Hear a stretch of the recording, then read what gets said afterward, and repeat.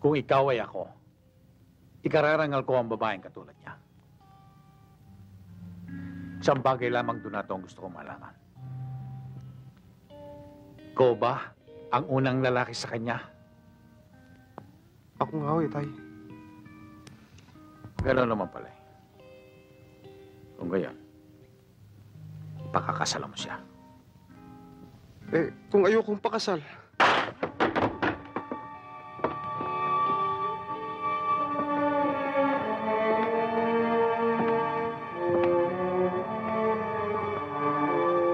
Pakakasalan mo ang babae niya. Walang Del Mundo ang tumatakas sa kanyang pananagutan.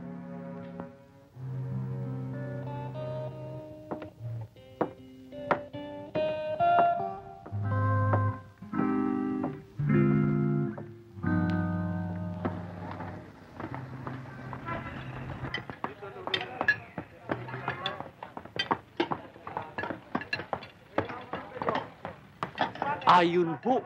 Tatawagin ko ho. Sige ho.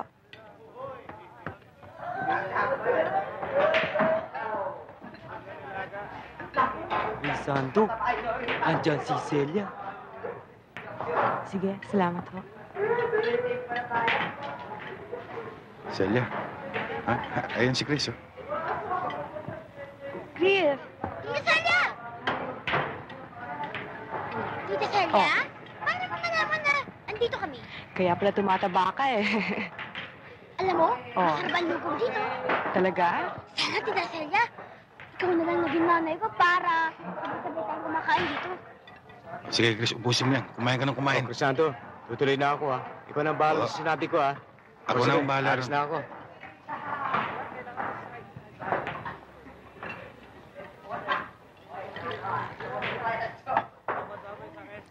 Nung uli lang tiyang, ibig niya makita ang kanyang apo. Bakit hindi sila magsadya sa bahay? Hanggang ngayon pa ba iniisip nila na ang tundoy alangan sa kanilang pagkatao? Hindi man gano'n. Siguro, kaya lang nilang magunita ang pagkamatay ni Salud. Doon daw ang naging dahilan kung bakit kayo pinaghiwalay. Bakit siya nagkasakit. Namatay na naghihintay sa'yo. Hindi yun ang dahilan, Celia. Ayaw nilang harapin ang katotohanan. Tulad sa ibang lugar. Sa tundo, ang kabutihan ay bahagi ng kanilang pamumuhay. At kung meron man naging masama, marunong din magpakabuti. Santo! Taga-Marikina sila. Ngayon, gusto nilang humingi ng tulong. Ang Crisanto, tulungan po ninyo kami. Kinid na po ang aking anak. Taga-Marikina pala kayo. Bakit nyo naman naisipan na dito siya hanapin? Kasi po, may nakapagsabi po sa amin na ang kuminda pe, taga-tundo. Crisanto, kung dito sa tundo din nila yun, tsak nakiposo ibabato yun. Tulungan po ninyo kami. Eto po larawan niya, oh. Sige na po, Mang Crisanto. Tulungan po ninyo kami. Para nyo ng awa. Sige na po.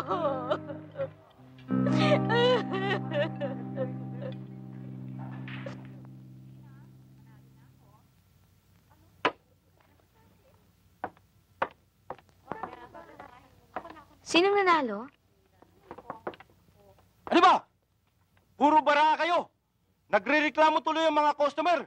Lagi nyo raw minamadali. Boso! Boso! Sila Tony Oh. dumarating. Ha? Attorney! Akala ko hindi ka na darating eh. Asa may sinasabi mo sa akin? Andiyan na. Halika, tuloy ka. Siya nga pala, attorney. Yang kasama mo. Pakunin mo na. Poldo, ikaw nang bahala dyan. Sige, attorney. Ako nang bahala rito. Dito tayo. Ganda nito, ah. Ano pangalan mo? Marlene. Marlene. Ganda-ganda mo.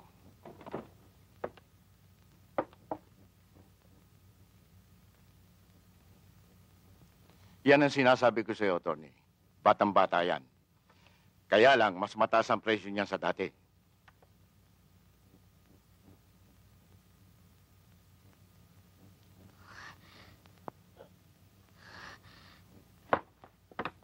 Crisanto! Ano't napasyal ka? Kailangan ba? Magpapakondisyon ka? Baka kako lang nakita mo ito. Aba, hindi ko nakikita ito rito ah. Eto ang mga babae ko. Ayan oh, tingnan mo. Oh, Poncho, ano Ha? ba yan? Mantumas, pasensya na oh, nagkamali lang oh. Hayaan mo pag napagawi ito rito. Ipagbibigay alam ko agad sa'yo. O yan, yan ang mga babae ko. Talagang hindi napupunta ito rito eh. Huwag Crisanto, may bisita ako dyan, parak yan. Pasensya na kayo, Tenyente ho. Ito. Hindi sila. Crisanto, wag na dyan. Private room yan, hindi ko nasakup yan. Crisanto, wag! Bitiwan mo ko! Huwag maawa ka! Bitiwan mo ko! Huwag! Huwag! Huwag ka matakot. Pinahanap ka ng iyong mga magulang.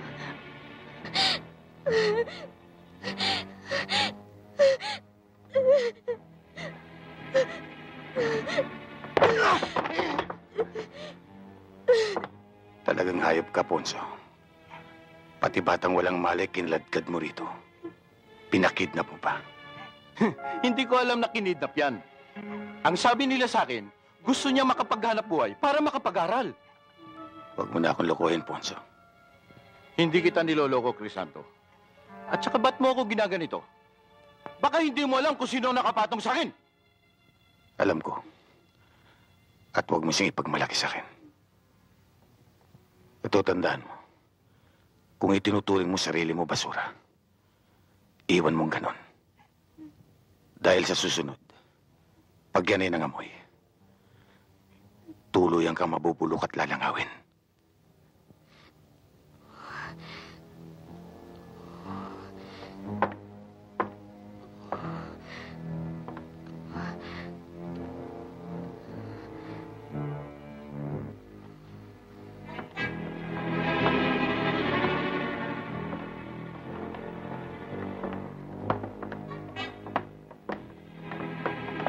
Tandaan mo yung sinabi ko, Ponso.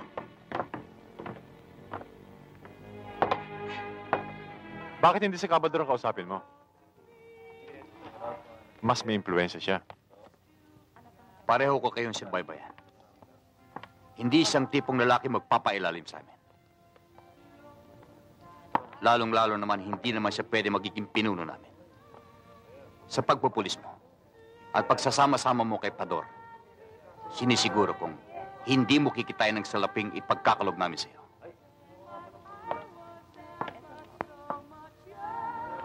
$50,000 buwan-buwan, David.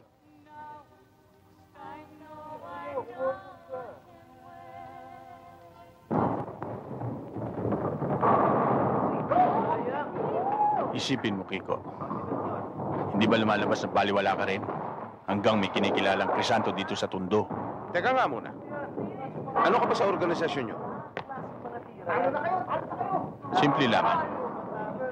Ang aking desisyon ay pinakikinggan ng organisasyon. Napakaganda ng propaganda mo, kaibigan. Ipamimigay namin ng gamot na walang bayad? Pwede mo rin ibenta yan. Kaya lang, sa mababang halaga lamang. Siya nga pala. 5 milyon para sa'yo. Para ano ito? Pang nightclub, pang babae, kahit ano. Salamat, kaibigan. Siya nga pala. Sino naman ang nagturo sa'yo para kausapin ako? Huwag mo intindihin yan. Ang mahalaga ay magkakaroon ka na salat. Tuwing bibigyan kita ng gamot para ikaroon. Okay? Shoot! Okay.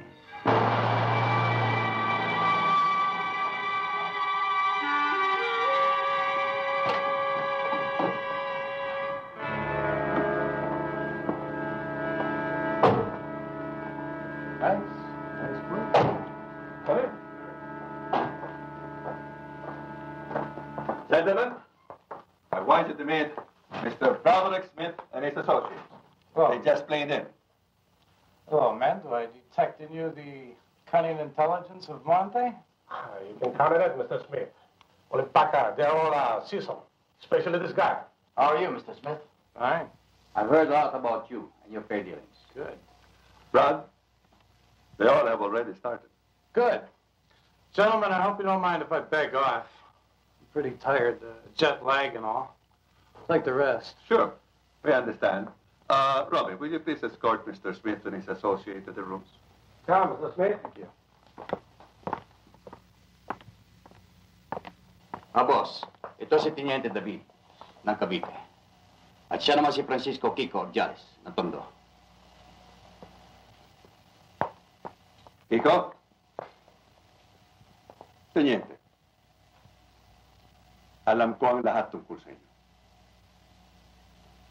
Ikaw, Kiko, may ambisyon kang hawakan ng